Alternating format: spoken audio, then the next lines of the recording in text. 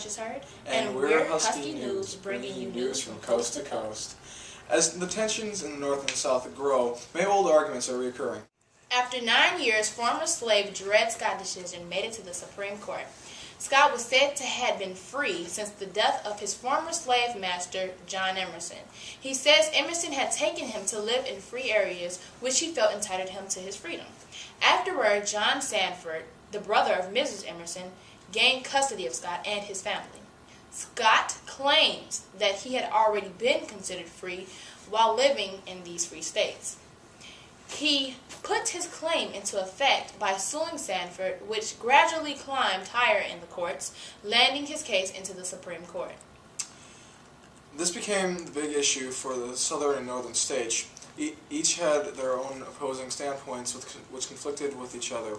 The North believes that since Scott had been living in a free state for a long period of time, he should have been entitled to his freedom. The South, however, believed that because Scott was an African American, he was not a citizen, but merely property. Therefore, it shouldn't matter if he was in free states or not, because either way, the rules did not apply to him. In a live interview of one of our reporters gets a chance to sit down with Chief Justice Roger Taney. To you, Jack. Hi, this is Jack Wahlberg, and I'm here with Roger Taney. So how you doing, Roger? I'm good. How are you? Not bad, not bad. So tell me, who is this Dred Scott, and why does he file a case to the Supreme Court? Dred Scott was a slave owned by John Sanford, but he wanted to gain his freedom after he lived in free states with his previous owner, John Emerson. Awesome. So why did he file a case to the Supreme Court? Well, Scott wanted to buy his freedom because his time spent in free soil, like states in Wisconsin and Illinois, supposedly entitled him to his freedom. What else was controversial about this case? Well, the Supreme Court ruled that Congress didn't have the authority to prohibit slavery in territories and that Scott didn't have the right to sue in federal court. So what else affected the Supreme Court's decision not to have on the Civil War? Well, we also argued that Scott was not originally a citizen of Missouri and that the Missouri Compromise is unconstitutional. Last but not least, blacks and slaves are really not considered citizens of the United States. Interesting. So why did the North view the Supreme Court's decision as a win for the South? Overall, the Dred Scott decision really widened the gap between the Northerners and the Southerners. I mean, this case caused more tension because the North believed that living in free states should entitle slaves of their freedom, while the Southerners believed that Scott shouldn't be granted his freedom because he really wasn't a citizen of the U.S. and merely property. So, did having a Southerner judge affect the Supreme Court's decision? Well, we consider Chief Justices to represent the majority, but according to myself, I really don't think that Dred Scott was considered a citizen, so... So what happened after the Supreme Court's decision? Well, ironically, a few months after the decision, on May 26, 1857, Scott's owner freed him, and then Scott continued to live in St. Louis until his death on September 17, 1858. Oh, that's interesting. That's all the time we have, so it's been great having you over here. Thank you. This is Jack Wahlberg reporting to you live. Till next time, folks.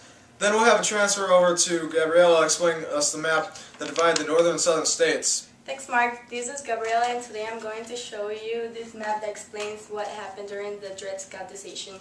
Well, Dred Scott lived with his master, Dr. John Emerson, in territories where slavery was illegal, according to both states' laws and the Northwest Ordinance of 1787, including Illinois right here, and Minnesota over there. His extended state in Illinois gave him the right to be or to claim freedom, but he didn't do it because maybe he was afraid of any repercussions, or he just didn't know about the rights he had during the time. So after 2 years, the army transferred Emerson to territory where slavery was legal, like Missouri, over here in Louisiana. And that's all. Back to you, Rashid and Mark. Thanks for that important information, Gabriella. Yes, well now we have live reporters from the North and the South. To you, Laura. Hi, this is Laura Hillpad reporting you live from Illinois. This is one of the states that Dred Scott lived in during the time where he was a slave. So today we're looking for someone we can interview. Hi. Hi. What's your name? Alicia. Hi, Alicia. Do you have a couple minutes of your time? Yeah, I do. Well, do you know about the Dred Scott decision? Yes, I do. How do you feel about it? I feel like it's not fair because he lived on free soil for a long time, and I don't think he should be submitted to the Southerner rules because we are against slavery. All right, so how does this affect you personally? It affects me personally by making me think how my life would be if I had to go through everything Dred Scott is going. And that is black men wanted to be free. And I think that the time he spent on living in Missouri should give him the right to be free and have a life. All right, well, I think that's all the time we have for today. Thank you for your time. And this is Laura Hillpad reporting you live from Illinois. Hello, it's Erica Tallahassee reporting to you live from Southampton, Virginia. This is the birthplace of former slave Dred Scott. Take a look. Well, today we're going to be talking to some Southerners to see what their outlook was on the Dred Scott decision. Let's take a look. It's mighty cold out here, might I ask. Yes. Oh, here's one right here. Hello. Hello. What is your name exactly? I'm Sierra Beatty. Hello, Sierra. Well, we're here to talk about the Dred Scott case and to see your standpoint.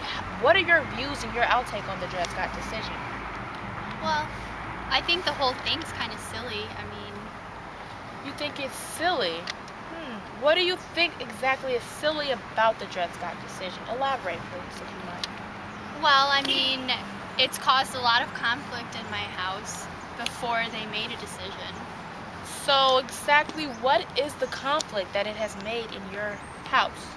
Well, my husband's brother is visiting from Illinois, and that's the northern state, and they cannot stop arguing about what's right and what's wrong about the case, and it's completely tearing my family apart. I mean, I don't want my little kids around arguing constantly. So your brother is for the freedom of slavery, abolishing slavery, and your husband is for slaves, like for it, correct? Correct. I mean, we own slaves.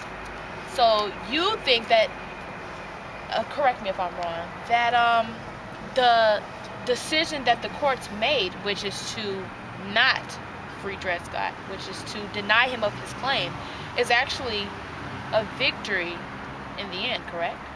Correct. I mean, slaves are property. I mean, my family spent money on them, and just like cows, you spend money on cows, and if they're in the north, they're still your cows. So why shouldn't a slave still be your slave? Well, it was nice talking to you, Sierra. Thank you. This has been Husky News, and that's all we have for today, folks. Bye!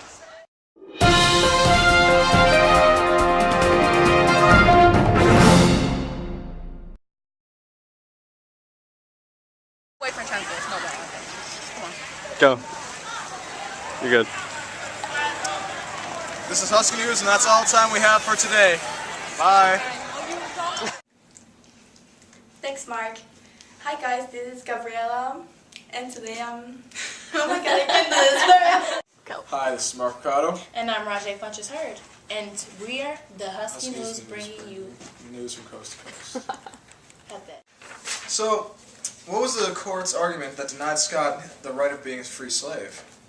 No, that wasn't the question.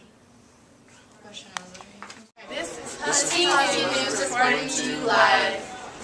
Up next, John Brown's raid. In court.